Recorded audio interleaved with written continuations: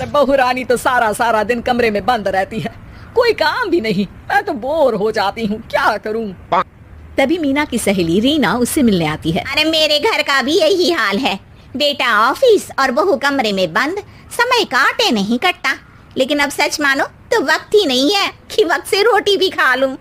अरे बहन मुझे भी बता दे कौन सा जादू चलाया है, मैं भी अब जिंदगी के बचे कुचे दिन आराम से काट लूं। दीवारें देख देख कर तो बोर हो गई हूँ मैं। रीना मीना को एक स्मार्टफोन देती है।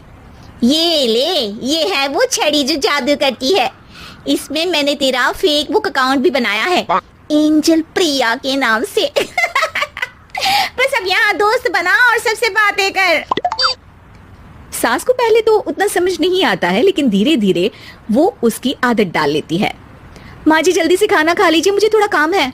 अरे तू जा, मैं खा लूंगी, अभी वक्त नहीं है। और सासू माँ मोबाइल में मुंह गड़ाए जवाब दे देती है।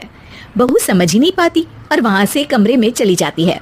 अचानक सास को किसी प्यारी पिंकी की फ्रेंड रिक्वेस्ट आती है। अरे वाह, ये तो कोई प्यारी सी लड़की लगती है, बात करती हूँ।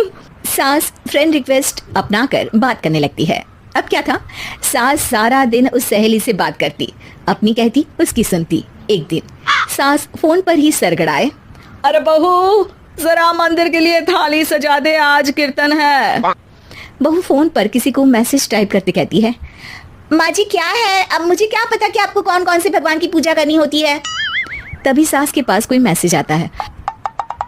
अच्छा अच्छा ठीक है, रहने दे, मैं ही कर लूंगी। अब मैंने मना थोड़ी ना किया है, कर देती हूँ मैं। अब मैंने भी बोला ना कि थोड़ी देर में बात करती हूँ, तो मैं ही कर लेती हूँ, तू जा अपने कमरे में। बहू वहां से चली जाती है।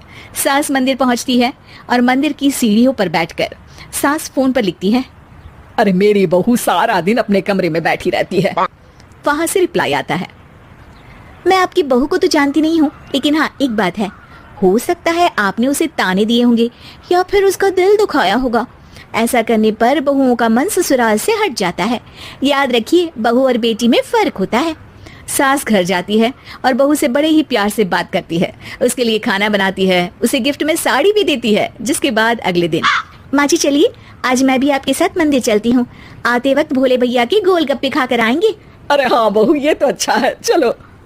सास मन में सोचती है कि उसकी फेक बुक वाली दोस्त कितनी अच्छी है। उसके समझाने से उसे उसकी बहू वापस मिल गई। वो बहू को अपनी दोस्त के बारे में बताने का सोचती है, लेकिन फिर चुप हो जाती है। बहू फोन पर टाइप करती है, मेरी सास मुझे नौकरानी समझती है, एक गिलास पानी तक खुद नहीं लेती। मन तो करता है कि बोल दूं, मैं बहू हूँ, कोई नौकरानी नहीं। वहां से रिप्लाई आता है, देखो तुम्हारी सास को तो मैं भी नहीं जानती, लेकिन वो बुजुर्ग होंगी, पूरा जीवन उन्होंने घर गृहस्थी चूल्हा चौका में निकाल दिया। और फिर तुम ये भी मत भूलो कि जिस पति पर तुमको इतना गर्व है, उसे भी शिक्षा उन्होंने ही दी है। तो जिसने तुम्हें इतना दिया, क्या तुम उनकी थोड़ी सी सेवा नहीं कर सकती। बहू भी अगले दिन से सास का सारा काम करती, उनके पैर दबाती, उनका ख्याल रखती, उनके साथ घूमने जाती। एक दिन सास, बहू ये लो मेरा हीरे का हार, पहले तो सोचा था कि अपनी बेटी को दूंगी, लेकिन आज जब मेरे हाथ पैर में दर्द था तो तुम मेरा साथ दे रही थी। समय पर खाना पानी देकर तुमने ही मेरा बुढ़ापे में साथ दिया। उसके हिस्से का बहुत कुछ मैं उसे दे चुकी हूँ, लेकिन ये अब तेरा। बहू तो ये देखकर खुशी से उछली जाती है।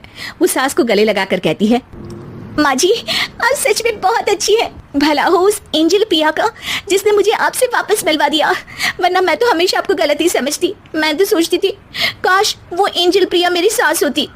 क्या नाम लिया बहू? एंजल प्रिया तेरी फेक बुक फ्रेंड है? हाँ माँ जी, वो बहुत अच्छी है, उन्होंने ही मुझे बताया कि सास की कीमत क्या होती है। अरे बहू, कहीं तू प्यारी पिंकी तो नहीं? जी माँ जी, मैं ही हूँ प्यारी पिंकी। क्यों? सास बहू को गले लगाकर कहती है, मैं भी यही सोचती थी कि काश प्यारी पिंकी मेरी बहू होती। शुक्रिया बहू। सासू माँ, शुक्रिया तो हम दोनों को फेसबुक और सोशल मीडिया का करना चाहिए, जिसने हम दोनों को एक दूसरे से दिल से मिला दिया। अब तक दोनों को समझ आ गया था कि जो खुशी वो बाहर ढूंढ रहे थे, सच में तो वो उनके घर में ही थी।